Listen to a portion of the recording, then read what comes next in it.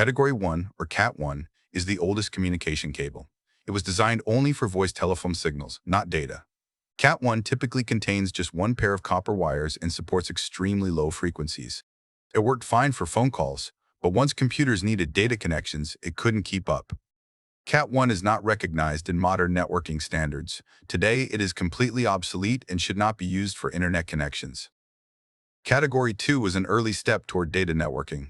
It supported both voice and very slow data signals and usually included 4 twisted pairs of copper wires. Cat2 was used in early systems like ArcNet and Token Ring, with speeds of only about 4 megabits per second. That is extremely slow by today's standards. Cat2 was never officially approved for Ethernet use and is now fully outdated. Category 3 became common in the early 1990s. It was used for telephone systems and the first real Ethernet networks. Cat3 supports speeds up to 10 megabits per second at 16 megahertz. Inside the cable are twisted pairs of copper wires, which reduce electrical interference. Cat3 also introduced the 100-meter cable length that Ethernet still uses today. While important historically, Cat3 is far too slow for modern internet use. Category 4 was a small improvement over Cat3. It supported speeds up to 16 megabits per second and was mainly used in older token ring networks. Cat4 was quickly replaced by faster standards and is no longer recognized today. It has no practical use in modern networking. Category 5 was once the standard for home and office networks. It supports speeds up to 100 megabits per second at 100 megahertz.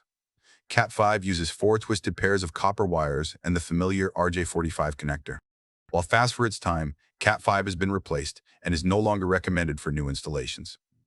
Category 5e, or enhanced Cat5, is still very common today. It supports 1 gigabit per second speeds while operating at the same frequency as Cat5. The improvement comes from stricter standards that reduce interference and crosstalk. Cat5e works up to 100 meters and is ideal for most homes and small offices. Category 6 offers higher performance and better reliability. It supports 1 gigabit speeds up to 100 meters and 10 gigabits over shorter distances. Cat6 operates at 250 megahertz and often includes an internal divider to reduce interference. It is a popular choice for modern networks.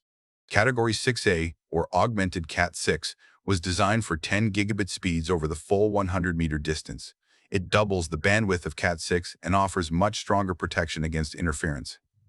Cat6a cables are thicker and harder to install, but they are very future-proof. This is one of the best choices for high-performance networks. Category 7 is a high-performance standard mainly used in data centers. It supports 10 gigabit speeds and uses heavy shielding to block interference. Cat7 requires special connectors instead of standard RJ45. Because of compatibility issues, it is rarely used in homes.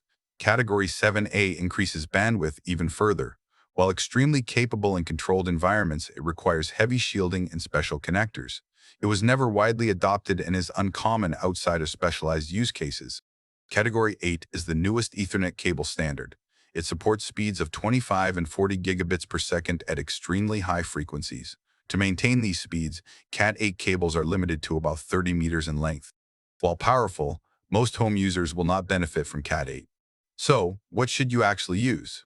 For most homes and offices, Cat6 or Cat6a offers the best balance of speed, cost, and future-proofing. Cat5e still works, but new installations should aim higher.